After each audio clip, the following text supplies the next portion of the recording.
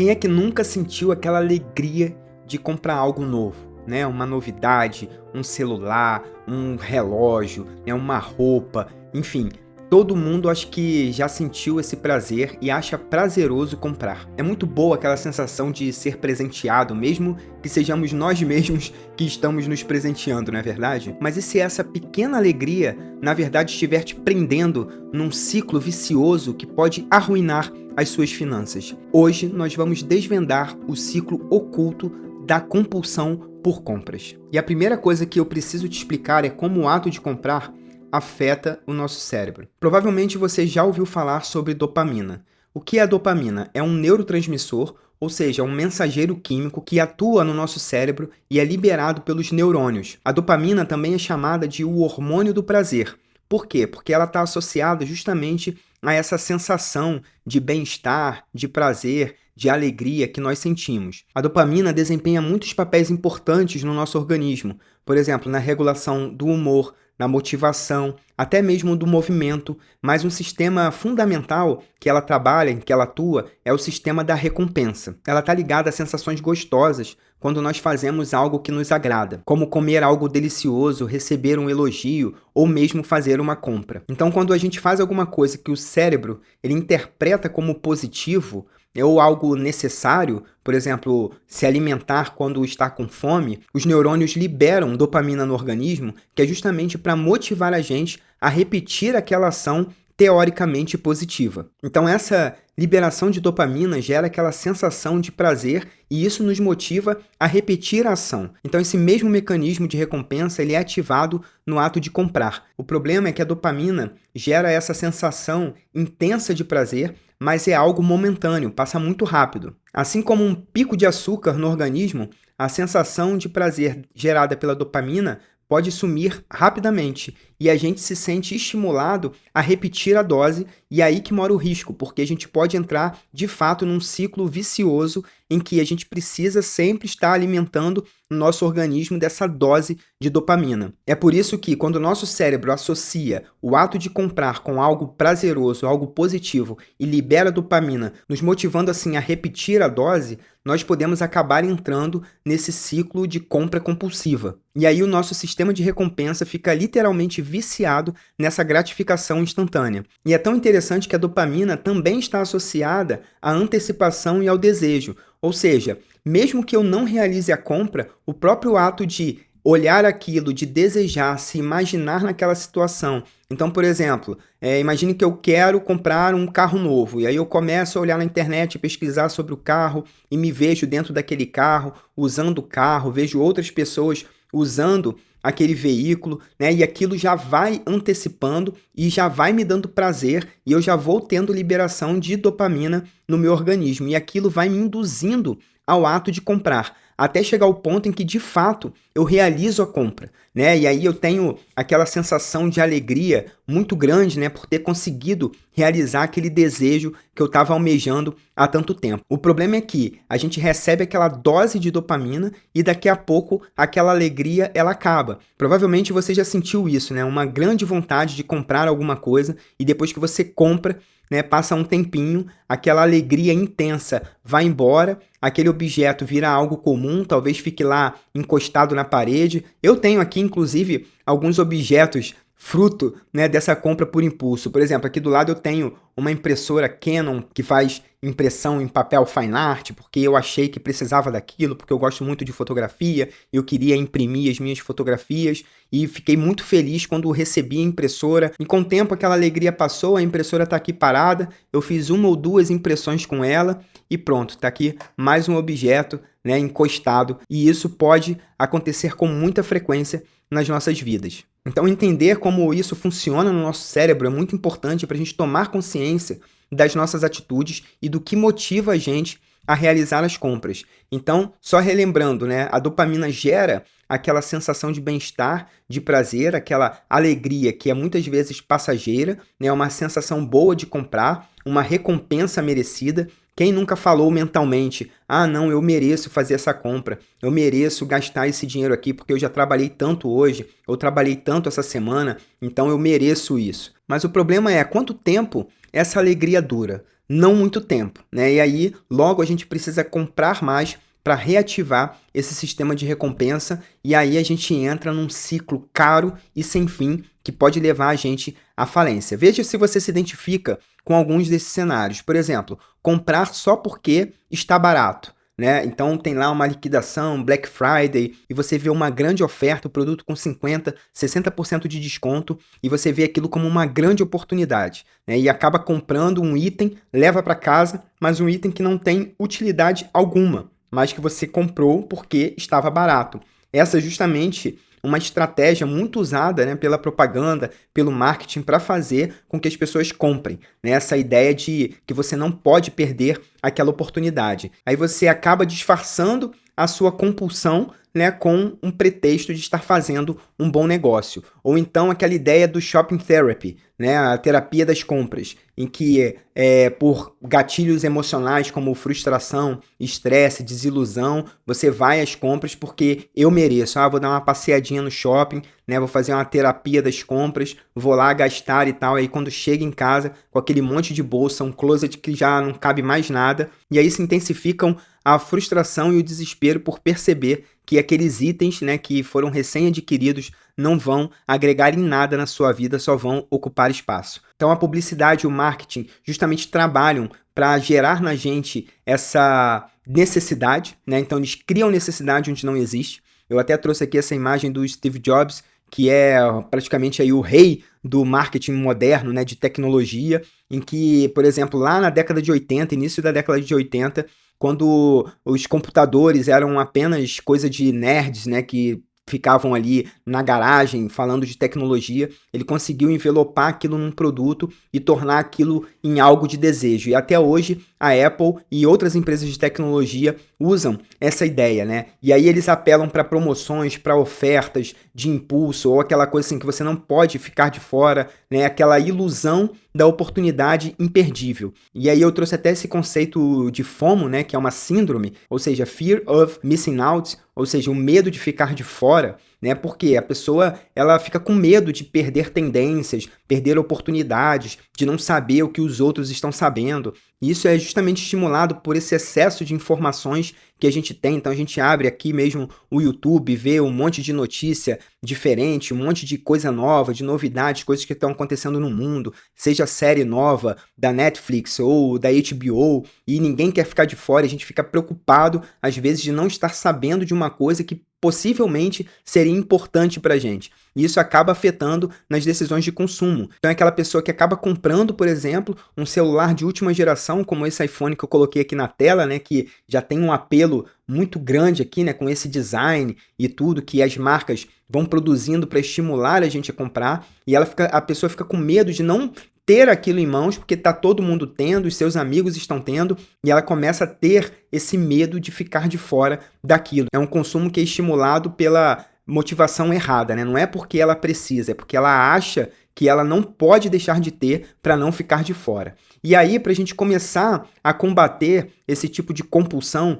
é muito importante a gente ter claro na nossa mente a diferença entre desejo e necessidade. O que são necessidades? Necessidades são coisas essenciais para a gente viver com qualidade. Então, por exemplo, eu não tenho necessidade de ter esse iPhone de última geração, mesmo que a câmera seja incrível, mesmo que tenha lá um sistema de zoom, um sistema de interpretação 3D, né? Enfim, uma série de coisas que a indústria vai inventando, né, e dizendo pra gente que a gente tem necessidade daquilo. A verdade é que eu não tenho. Meu celular aqui de 2 ou 3 gerações atrás continua funcionando perfeitamente bem e me atendendo em todas as minhas necessidades de comunicação, de acesso à internet, de fazer transações bancárias, né? Só que a indústria vai criando ali com o marketing essa ideia de que, não, você precisa do item de última geração. E aí o objetivo da propaganda é fazer o quê? Transformar algo que de fato seria um desejo, né, naquela ideia de necessidade. Né? Então a gente acaba misturando as coisas. Por exemplo, talvez para você seja necessário ter um carro, né, para poder suprir as suas necessidades ali de locomoção. Por exemplo, eu tenho 2 filhos, tenho que levar a criança na escola, minha esposa trabalha, então para mim é importante ter um carro. Mas será que eu preciso ter o carro do ano? Eu preciso ter o carro mais caro? Né? Eu gostaria muito de ter um carro mais caro. Óbvio, todo mundo quer ter mais conforto e tal, mas isso já está na esfera do desejo e não na esfera da necessidade, entende? Então, a gente precisa saber diferenciar isso e isso é crucial para o nosso bolso, porque os seres humanos têm infinitos desejos. E a gente nunca vai conseguir suprir todos os nossos desejos. É claro que a vida, né, a gente não quer só comida, né, como diz a música do Titãs. Então, assim, a gente não quer só viver para atender nossas necessidades, mas a gente tem que ter cuidado para que a gente não compre coisas por impulso, sem avaliar o que a gente está comprando e sendo induzidos e influenciados por emoções e pelo marketing. Talvez não seja nem aquilo que você queira, né? Mas você comprou justamente para uma satisfação hormonal ali do seu cérebro, né? A satisfação da dopamina, influenciado pelo marketing que trabalha muito justamente nessas questões emocionais dos seres humanos. Até eu trouxe aqui a ideia do método 50-30-20, e eu vou deixar aqui no card um vídeo em que eu falo sobre isso, que o método 50-30-20 justamente procura equilibrar. Até por isso que eu coloquei essas pedras aqui equilibradas, né? Incrivelmente equilibradas. Não sei nem se é verdade essa foto, porque a gente precisa equilibrar as nossas finanças justamente nisso, entre as necessidades, né, que são essenciais para a nossa vida, os desejos e também as nossas necessidades futuras. Então, quando a gente começa a viver uma vida só na base de compras por impulso, a gente acaba desregulando tudo, né, e com certeza algo fica sacrificado. E muito do que é sacrificado é realmente o nosso futuro e também a nossa tranquilidade, porque a gente acaba se endividando, né, comprando mais do que a gente precisa, e isso acaba nos levando a uma situação de crise, uma situação de falência. Então, eu queria falar também aqui sobre os pequenos, mas numerosos gastos. Eu sei que economizar no cafezinho não vai te tornar rico. Inclusive, o Thiago Nigro fala sobre isso, né? Mas é uma realidade que, se você gastar todo dia no cafezinho, numa compra impulsiva, lá você vai acumulando um monte de aplicativo que você acha interessante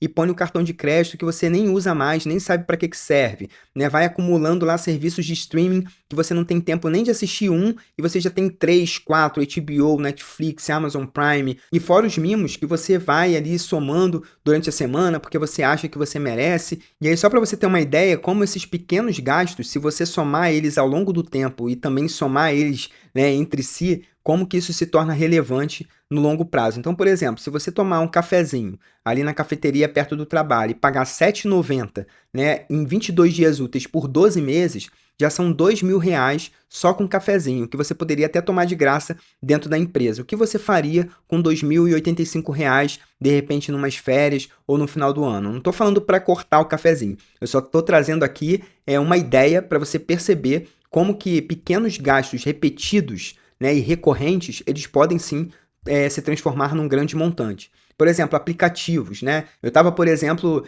pensando em aumentar o meu plano do Google One para incluir lá o Gemini Advanced, né? E isso me custaria R$ 96,99 por mês. Em 12 meses, são R$ 1.163. Será que de fato eu preciso disso? Será que eu não consigo usar a versão gratuita, por exemplo, e salvar esses R$ 1.163? Aplicativos de streaming, né? Hoje, o que eu estou fazendo? Só para vocês terem uma ideia. Eu só trabalho com um aplicativo de streaming por vez. Então, por exemplo, se tem lá uma série interessante no Netflix que eu quero assistir, eu estou só contratado na Netflix, né? Daqui a pouco acabou aquela série, eu posso inclusive encerrar o meu streaming e dou uma olhada para ver se tem outra série, por exemplo, no Amazon Prime, aí eu contrato o Amazon Prime. Por quê?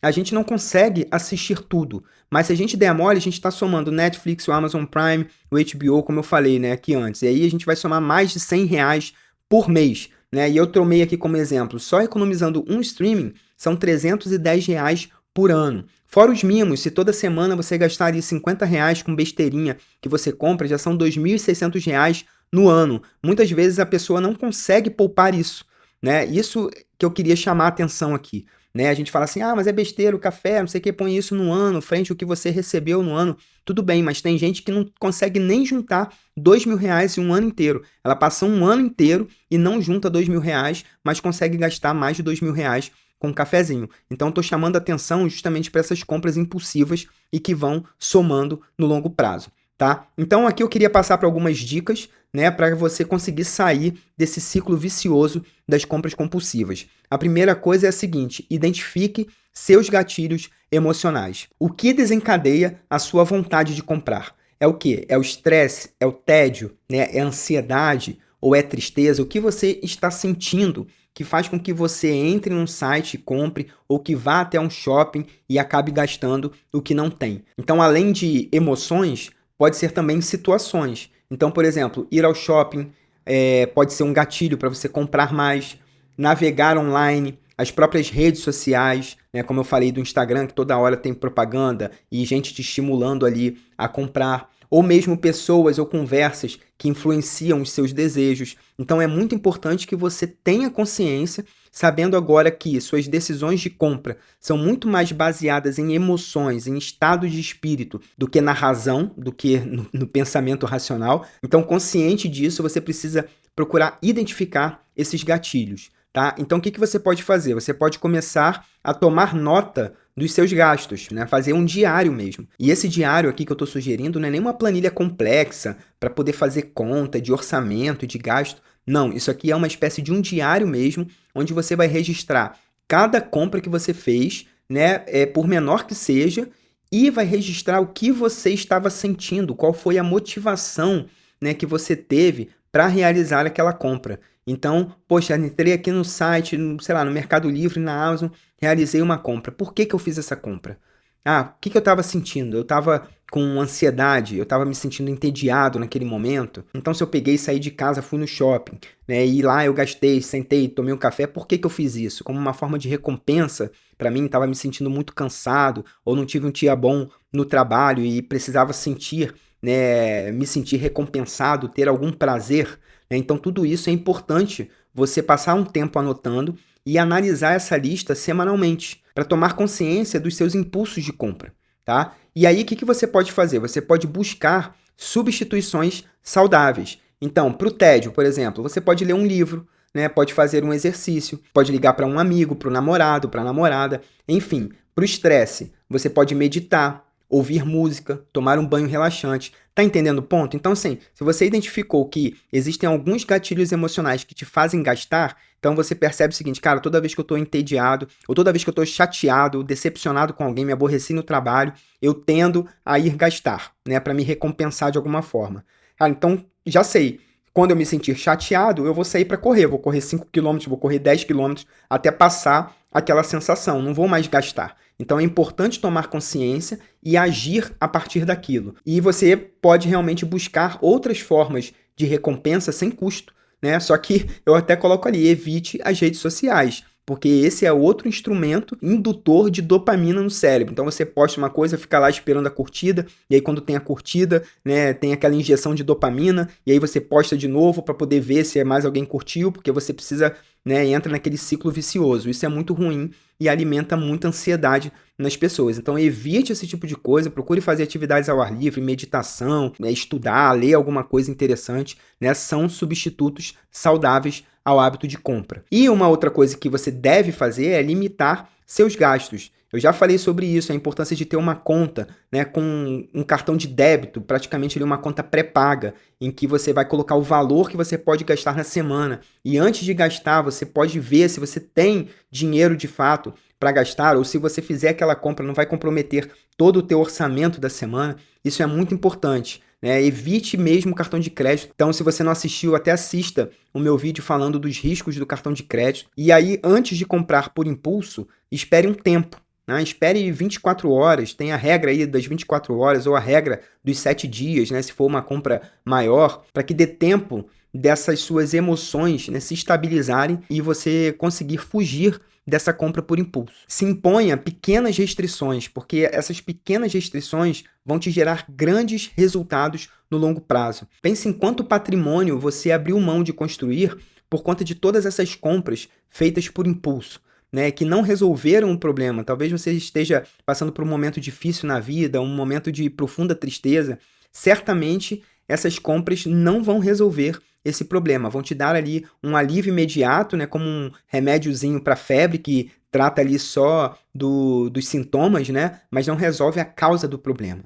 Então, é importante identificar a causa do problema. Talvez você precise de ajuda, da ajuda de um terapeuta, né, de um profissional da área, para conseguir sair desse ciclo, mas tomar a consciência do problema já é o primeiro e o mais importante passo para a sua saúde financeira. Eu espero que você tenha gostado do vídeo, que tenha sido útil para você. Se gostou, deixa aquele like e aproveite o espaço dos comentários para poder compartilhar conosco a sua experiência sobre este assunto.